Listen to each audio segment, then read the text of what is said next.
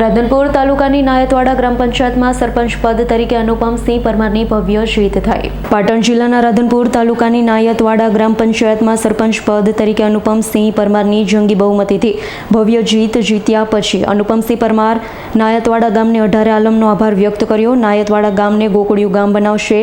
નાયતવાડા ગામમાં સર્વ સમાજને સાથે રાખી વિકાસના કામ કરશે। નાયતવાડા ગ્રામ પંચાયતના નવનિયુક્ત સરપંચ તરીકે પોતાની લાગણી વ્યક્ત કરી હતી।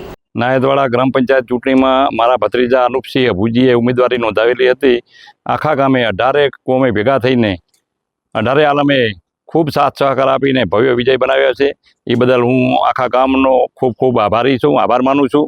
અને આ ગામનો વધુમાં વધુ વિકાસ થાય એવું અમે કાકો ભત્રીજો સાથે રહી આખા ગામને સાથે રાખી અને ગામનો ખૂબ વિકાસ કરશું।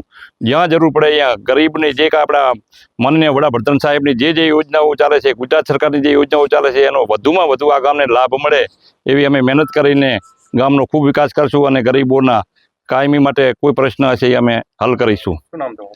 કેશુભા ગોવિંદજી પરમાર। નાયતવાડા ગ્રામ પંચાયતની ચૂંટણીમાં મેં મારી ઉમેદવારી નોંધાવી હતી। 18 આલમે મને ખોબલે વોટ આપીને મારો ભવ્ય વિજય બનાવ્યો।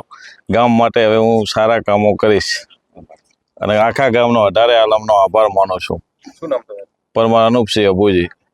Bureau report S9 news Patan. અમારી તમામ માહિતીથી અપડેટ રહેવા માટે જોડાયેલા રહો S9 ન્યૂઝ સાથે।